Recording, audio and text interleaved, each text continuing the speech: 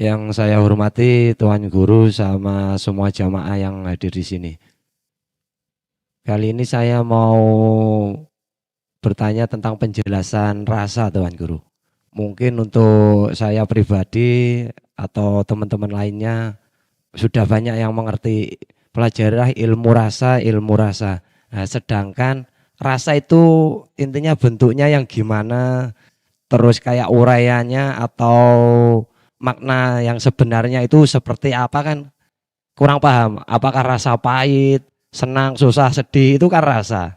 Nah, rasa itu yang makna yang sebetulnya bagaimana itu mohon penjelasannya.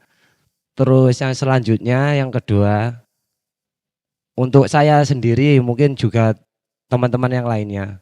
Kalau kita intinya mau tafakur ke dalam diri, otomatis di situ kan batin kita itu pasti ada pertanyaan, ada yang menjawab, terus ada yang menyuruh baik buruk. Itu saya mohon minta penjelasannya itu sebenarnya itu kayak bisikan dari siapa. Kalau secara kita pukul rata semua dari Allah ya memang semua dari Allah. Cuma secara keilmuan itu siapa yang intinya yang bicara baik buruk sedangkan kita cuma pendengar dan yang melakukannya.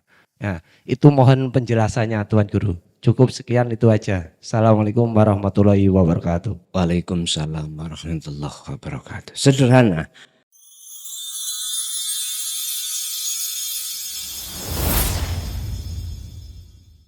Man arofa nafsahu, faqad arofa robbahu. Barang siapa yang mengenal dirinya, maka akan mengenal Tuhannya. Assalamualaikum warahmatullahi wabarakatuh. Ingkang kula hormati panjenenganipun Romo Yai Mukhlason Rasyid, ugi para jamaah ingkang kula hormati. Matur suwun wekdal ingkang kaperaken lan nyuwun ngapunten mbok bilih mengke pertanyaane kirang pas nyuwun dilereskan. Wau wonten keterangan tapi kula dereng patek nyandak nih wau. Tentang dipun dawuhaken malam yastati ru'yatahu fa huwa wujudullah. Mata zahir tidak mampu melihat itu adalah wujud batinnya Allah. Yang saya tanyakan sehubungan dengan ayat wal awwalu wal akhiru wal zahiru wal batinu, niku seandainya mata zahir kita bisa memandang sesuatu, itu disebut apa? Apakah itu termasuk fahuwa wujudullah? Keranten mau diterangkan ke kira bingung nih wau. Satu sisi bahwa Allah batin itu yang menguasai as-samawatu wal ard. Lah, apakah as-samawatu wal ard itu termasuk wujudullah? Satu sisi. Satu sisi tadi samawatu wal ard adalah hijab terhadap Allah Subhanahu wa taala. Ngapunten nyuwun dijelasaken dereng patek nyantol. Assalamualaikum warahmatullahi wabarakatuh. Waalaikumsalam warahmatullahi wabarakatuh. Siapapun pasti akan bingung dengan makalah berikut ini. Aku, maksudnya Allah, wujudku iku tak dohirno, tak nyatakno, supaya hambaku iku tahu wujudku. Tak dohirno lewat apa? Lewat sing disebut nurullah. Lah wujudnya nurullah adalah isine langit lan bumi. Tapi langit lan bumi saisine iku duduk wujudku. Bingung mboten? Mesti bingung. Awal mengatakan iku wujudnya Allah dohir. Tapi ditutup akhirnya iku duduk wujudku. Duh, ngaji ki sampai awakmu son tambah ngelundasku. Ini analogi wujute setrum sampai tingali meripat dohir lah gak ketok nggih. Boten. Tapi ati sampean saged nyawang ngimani yen ning kabel iku ning setrume. Kabel ini kemudo, Pak. Meripat dohir sampean gak iso nyawang. Setrume ngomong ngeten, ben wujudku iku iso disawang menungso, tak wujudna dohir rupa cahya. Berarti cahaya niki nggih. Tapi cahaya iku duduk wujudku. Aduh. Ngeten. Tadi saya katakan wujud Allah dohir jenengan nek dereng nyandak gak usah dipeksa. Ini sama dengan pertanyaan Dek Waudalu di Jombang. Persis. Tapi tetap tak sampai no wae. Urusan paham gak paham urusan Gusti Allah. Setuju nggih? Wis.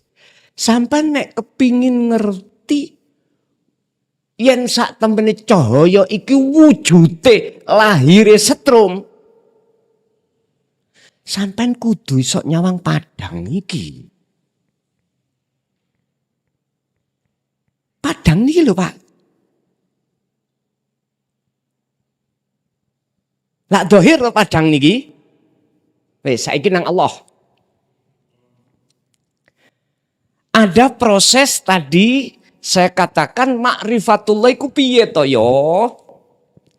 Harus ngelewati satu yang namanya makom muraqabah. Loro makom fana. Telu barulah makom makrifat. Ngeten. Tadi saya katakan alam fana niku seluruh nama makhluk kan mboten enten. Lah ngoten nggih?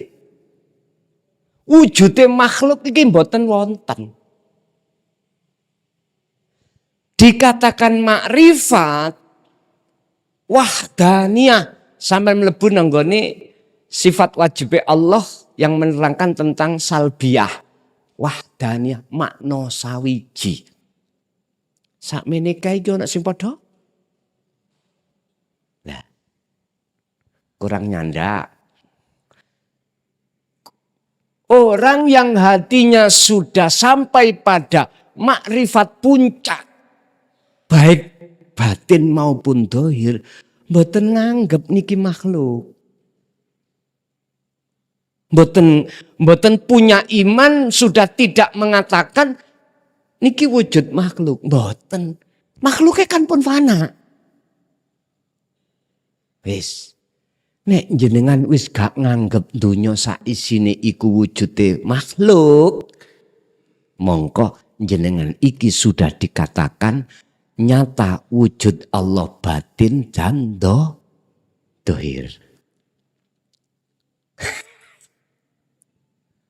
Paham gak paham iku ngilmu.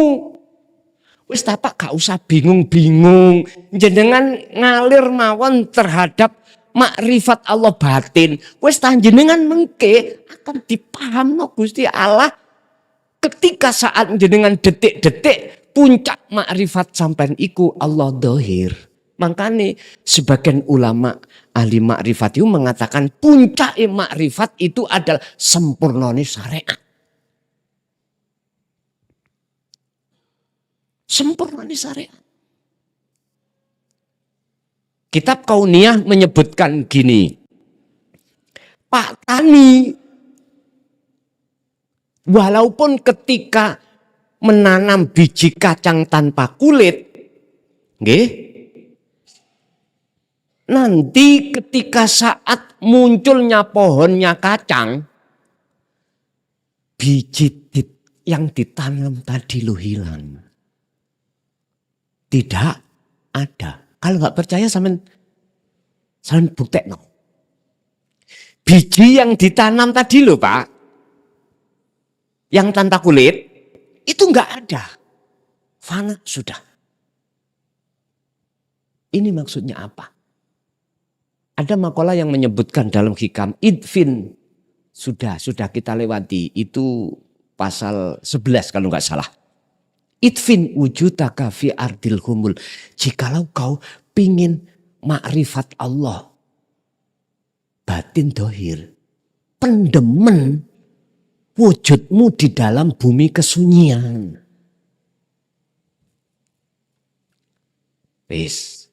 Ketika Pak Tani iki sudah menemukan pohonnya, dibuktikan Pak di dalamnya itu yang saya tanam tadi ada apa ndak?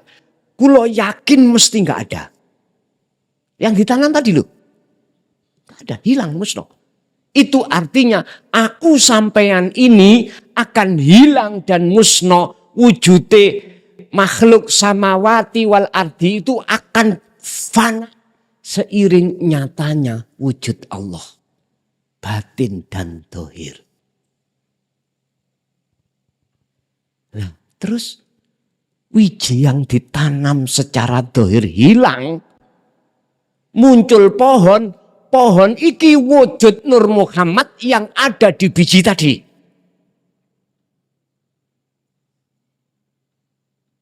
Gini ki wujud dohiri Allah. Dalam waktu yang sudah Allah tentukan, nanti di dalam tanah itu ada buah Pak. Buah kacang, muncul biji lagi loh niki. Muncul biji yang sempurna kulitnya. Tadi kita Pak Tani menanamnya kan gak ada kulit.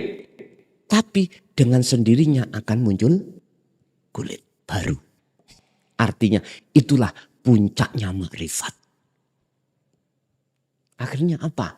Pak Tani ya ngunduh, dijeboli. Ya itu hasilnya itu puncak sudah wis. Ketika Pak Tani bedol kacang, gak mungkin buah kacangnya itu tanpa kulit, gak mungkin. Mesti ada kulitnya.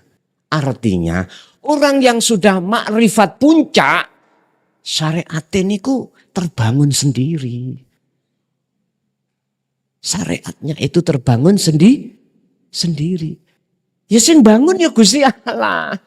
Ngoten lho. Akhirnya boleh saya simpulkan, nyotone batin itu dohir. Nyotone Nur Muhammad dalam biji kacang, wujude pohon kacang. Nyotone Allah batin dunya saisi. Bukan ini tanda wujude Allah, bukan. Allah tidak bisa diisyarahkan bagi siapa?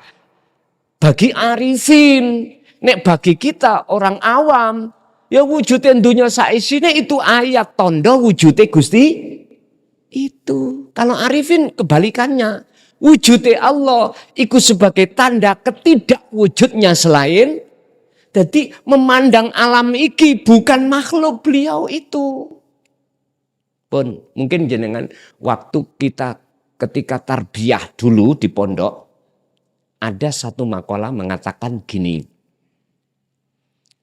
Wujud Allah itu nanti bisa kita lihat secara mata dohir besok di akhirat. Ngaten nggih? Nanti sampean mendapatkan keterangan pendidikan ngaten? Oke. Itu gak salah. Tinggal sampean menarik maksud akhirat itu sekarang apa besok. Kalau sampean sudah bisa masuk alam akhirat di sini, di dunia ini, maka wujud dohir batini Allah nyoto bagi jenengan. Son, lambang ngelu aku tak terus no melok ngaji sampai awakmu. Yes memang ngoten Pak, ngapunten ukuran niki hidayah Allah. Kulo masih nerangno model bahasa sing piye. Tapi Allah belum membuka hidayah datang hati kita. Sik dereng paham. Tapi sampean gak usah khawatir. Gak usah khawatir. Tetep pono makom sampean kali kula piyambak iki. Wis ta nantilah Gusti Allah ngiring sampean piyambak. Wis iku wis mesti. Allah kan sampun janji, sing sapa wonge hambaku ingin ketemu aku ning atine, mongko aku berjanji dalam waktu yang sudah aku tentukan, pertemuan itu mesti terjadi. Al-Ankabut ayat 5. Ayat 5. Itu Allah dawuh seperti itu.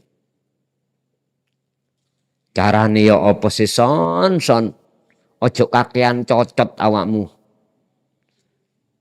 Sederhana, Quran sampean buka, Al-Kahfi ayat terakhir. Ada 2 syarat sampean isok bertemu Allah. Pertama, fal ya'mal amalan solihan. Atimu terus tentang dzikir kesadaran terus lakonono. Setelah itu wala yusrik bi ibadati rabbi ahada. Jangan sekali-kali ketika aktivitas apapun, ibadah apapun, hatimu merasa keakuanmu yang melakukan. Tapi hatimu harus merasa kehadiran Allah satu-satunya sang pelaku. Itu namanya jangan kau menyekutukan dengan yang lain ketika saat beribadah. Menyekutukan Allah jangan. Wala yusrik. Ngoten. Ya wis sederhana. Wis ngintir mawon. Nggih, dados nika Pak jawaban kula. Urusan paham gak paham dudu urusan kula, iku urusan Gusti Allah. Ngoten nggih? Lanjut.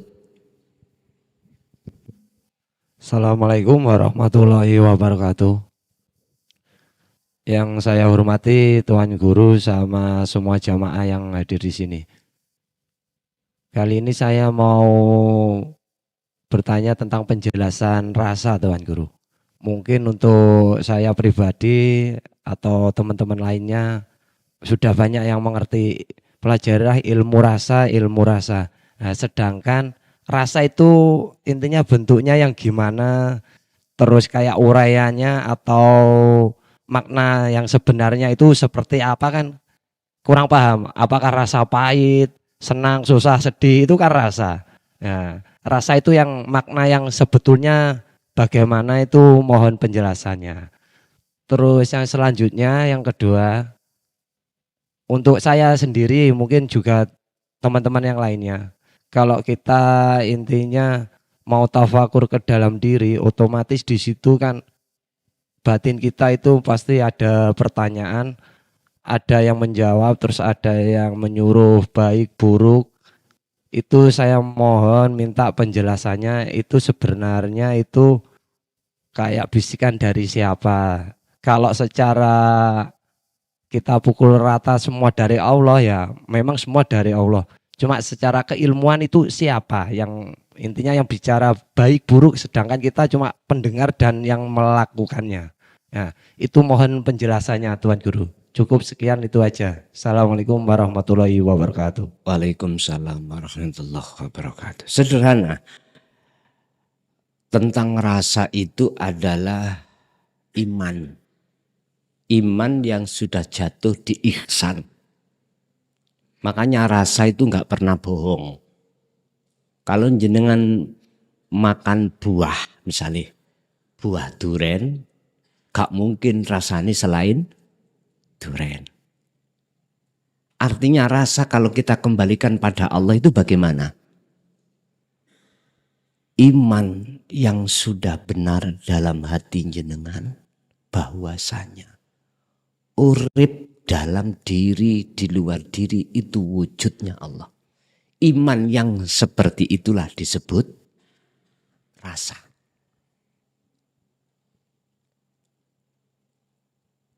Hal-hal yang diwajibkan Allah terhadap kita adalah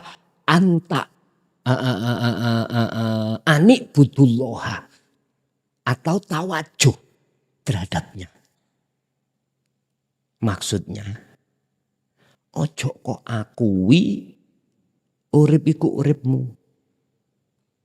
Ojo kok akui agawe perbuatan itu perbuatanmu makhluk. Ojo keakui segala hal apa yang muncul dan timbul dalam dirimu itu adalah dirimu. Makhluk. Terus siapa? Yuk hidup dalam dirimu itu wujudnya Allah. Nah, jikalau jenengan sudah imannya kuat di situ berarti itulah rasa. Makanya setelah rasa itu adalah ainul basiroh. Nur makrifat itu akan Allah nyalakan. Dengan maksud selain wujud kang sejati yaitu wujud Allah itu fana. Makanya saya katakan sering orang kalau sudah terlibat di muraqabah menuju makrifat mesti atine dijadabno Allah. Urusan dorasis lamanya bagaimana itu enggak sama apa kata Allah. Detik-detik jenengan jadab atine jenengan iki hati sampean tidak bisa memandang wujudnya makhluk. Karena sudah enggak ada. Hanya bisa memandang dan menyaksikan wujudnya Allah. Sehingga kalau boleh saya katakan wujudnya makhluk. Berhubung itu sudah ditiadakan Allah. Maka yang nyoto wujudnya Allah. Sehingga mengapa kita tidak bisa melihat wujudnya makhluk? Karena wujudnya makhluk. Satu difanakan. Kedua mata hati sampean ditutup oleh wujudnya Allah. Sehingga yang wujudnya makhluk itu tidak kelihatan. Niki makom gendeng. Makom jadab. Jadabe ruhaniyah. Disebut khawasul khawas. Akale mboten. Tapi wonten sing dijadabno saakale dicabut Allah wonten. Akhire napa? Persis sampean kaya arek cilik umur 2 tahun. Nguyuh ngatar nang embong lho. Gak izin. Coba jenengan luyuan nang gone latar akeh wong. Ya jelas izin lah. Mboten saged. Pertanyaannya, apakah kita nanti salik dimasukkan Allah di makom khos jadab seakale urusane Gusti Allah. Zaman gak usah wedi. Dene di antara jenengan itu terjadi seperti itu, menurut bahasane saya, ya geblake mbing sampean. Kita nggak bisa memilih, Pak. Tidak bisa memilih, saya harus masuk di khos. Saya masuk di khawasul khawas. Itu bukan hak jenengan kali kula. Hak kita salik netepi kewajiban kita kepada Allah, yaitu menetapkan sifat makhluke pada makhluk, netapno sifat dati pada Allah. Mung niku tok, ya dikir wau lho. Kita bisanya pun sendika dawuh. Tapi Allah luwih paham. Gak mungkin Gusti Allah itu meletakkan jenengan di khos, sementara poksi sampai niku diletakkan di khawasul khawas. Gak mungkin. Artinya gak usah jenengan iku ada rasa khawatir terhadap Allah. Allah pasti memilih pilihan yang terbaik. Sebaik-baik seorang manusia tidak mengikuti pilihannya sendiri, tapi mengikuti pilihan Allah. Pilihan Allah. Pilihan kita sebagai menungso iku, Pak. Moh gak enak, jaluk enak. Moh loro, jaluk waras. Terus. Bisnis moh rugi, jaluk badi. Itu pilihan kita. Karena kedorong oleh hawa. Tapi nek pilihannya Allah. Nah, nek manut penak, Pak. Nek manut pilihannya Allah, umpama gak enak, mesti ada apa? Ada cobaan, di balik cobaan itu ada rahmat. Jadi cobaan menjadi musibah jadi rahmat di situ. Jangan jadi golongan orang yang ketika posisi kepepet nyowedek nang Gusti Allah. koyok-koyok. Tapi ketika gak kepepet aman, lali ambek Allah, jangan. Jangan menjadi orang ketika numpak kapalnya itu saat tenggelam, wis merapat njok tulung Allah. Ketika sudah kapalnya aman, ada di dermaga, ada di daratan, hati enggak seperti pada saat waktu tidak aman. Jangan jadi orang seperti itu. Kita tidak akan bisa menjadi orang yang seperti itu manakala kita terus memperhatikan etika kita kepada Allah. Wes itu pertama. Jadi yang dimaksud rasa adalah iman yang benar. Pun satu. Nomor dua, terkait masalah tafakur ya. Sehingga nanti bisa membedakan mana itu kepentingan nafsu dan kepentingan Allah. Ngeten Pak. Tafakur kalau saya ambil makna dari akal adalah memikirkan semua kekuasaan Allah. Berarti makhluk. Lilladzi fatoros samawati wal ardo. Angen-angen terhadap ciptaan Allah. Iku tafakur secara akliyah. Apa ya maksudnya? Gusti Allah iki memberikan petunjuk lewat tanaman itu tatkala dipupuk, dijaga, disirami, kok jadinya subur dan berbuah baik. Tapi kalau kita biarkan suket-suket tidak teko, nggak dipupuk, kok buahnya itu hasilnya nggak ada, hasilnya itu kecil, bahkan tidak ada. Duh, kita angen-angen. Itu namanya tafakur secara akliyah. Tapi nek jenengan pingin tahu tafakur sebenarnya adalah angen-angene ati lewat rasa yang disebut tafakur secara hakikat. Angen-angene ati lewat rasa untuk sampai pada urip. Padahal hadisnya ngomong tafakkaru fi khalqillah wala tafakkaru fidatillah. Gak oleh kui mikir dati Allah. Memang betul nek iku sampean pikir ambek akal, jebol akal sampean. Harus sampean angen-angen kelawan ati. Ati iku dimodali Allah rasa. Bangunkan rasa itu. Biar saged kepanggih, biar bisa ketemu sejati nih. Allah itu di dalamnya. Iki nek sing kula sebut ngene iku uzlah, ya niku zuhud, ya niku khalwat.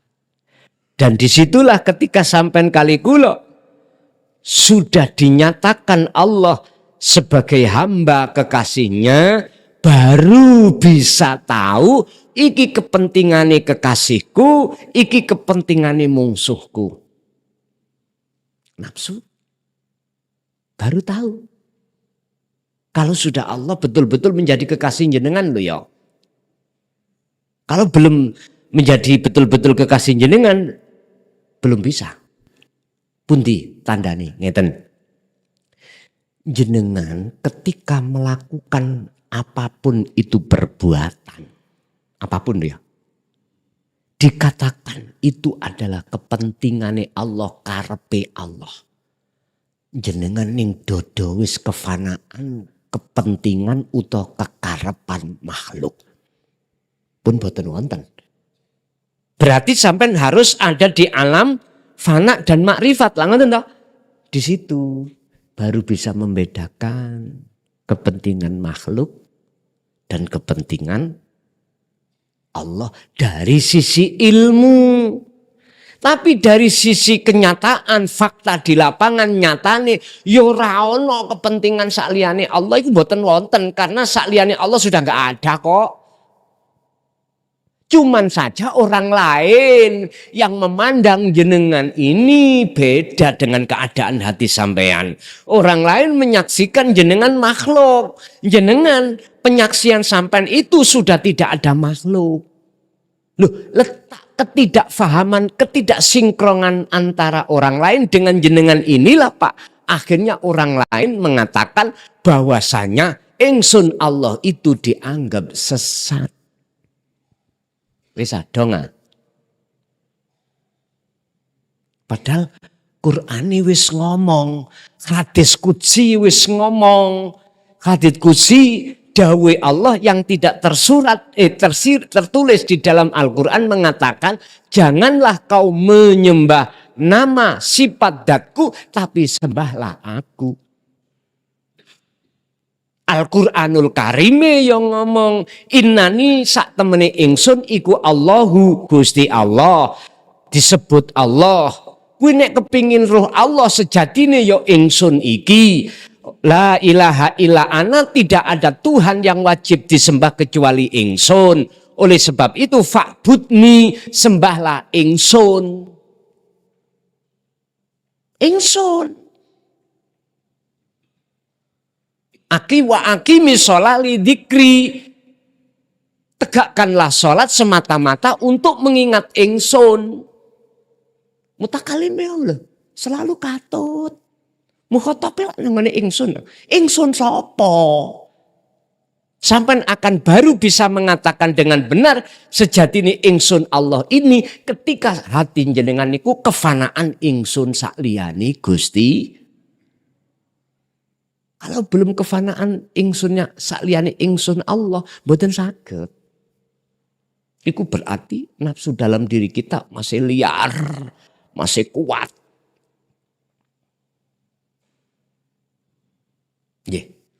Ada lagi. Assalamualaikum warahmatullahi wabarakatuh. Waalaikumsalam warahmatullahi wabarakatuh. Mohon bimbingan praktek bertemunya Allah. Praktek bertemunya Allah. Nih. Pun saya ungkap mulai awal Pak nggih. Secara singkat mawon. Jenengan wajib secara dohir menemukan guru akhirat. Guru ada dua. Guru dunya, guru akhirat. Man aradal akhirah fa'alaihi bi ilmin. Jikalau jenengan pingin sukses akhirati, artinya jenengan kenal Allah, makrifat, sampean harus belajar ilmunya. Lah ilmu yang kumaksud di sini adalah ilmu tauhid. Itu hanya ada dalam hatinya hamba Allah yang Allah kehendaki.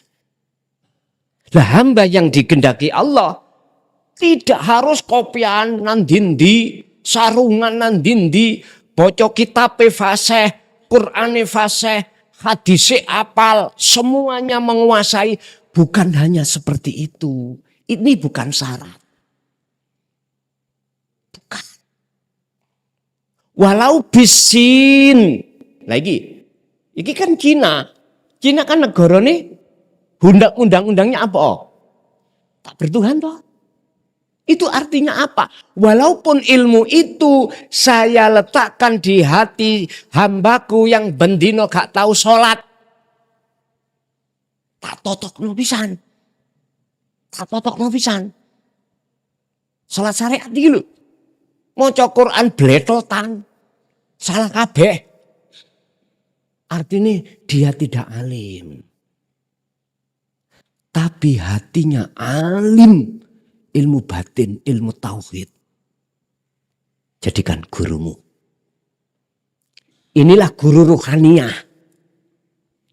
Ada makolanya di dalam hikam niki tentang masalah mencari teman yang dekat itu. Carilah teman yang ilmu batinnya itu alim, walaupun dia ilmu dohirnya itu enggak alim.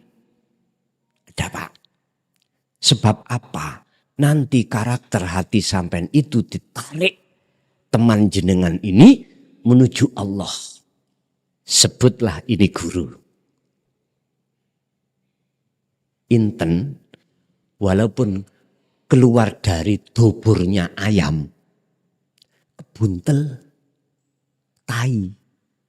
Lebete wonten inten tetep inten apa? Tai. Inten.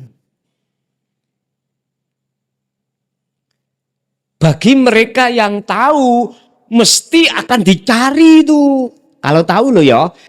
Kalau inten ini kebuntel tai mesti dicari, diumbah, disucikan, baru ketemu inten. Saya lihat di Papua. Saya lihat di Kalimantan. Gunung-gunung. Berhubung mereka tahu di dalamnya ada isinya barang yang berharga. Apakah itu emas, apakah inten, apakah uranium. Digali mboten? Digali karena tahu. Kalau tidak tahu, walah dijarno gunung iki apa sih manfaate. Menengahi amen, enggak ada indikasi kemauan untuk menggali, enggak ada. Lah caranya sampai pingin tahu kalau si A itu di dalam hatinya itu ada ilmu akhirati, ilmu tauhidnya bagaimana? Ya otomatis sama dekati toh. Nek wis sampai dekati, sampai lihat pembicaraannya. Arahnya kemana? Ke Allah apa ke dunia? Kalau ke dunia, udah bukan itu. Arahnya kemana? Nanggone ilmu kanuragan. Oh bukan. Arahnya kemana? Ilmu karomah. Bukan. Arahnya kemana? Klenik. Bukan. Nek wis arahnya itu mengenalkan sampeyan terhadap Allah. Nama, sifat, dat, wujud pun.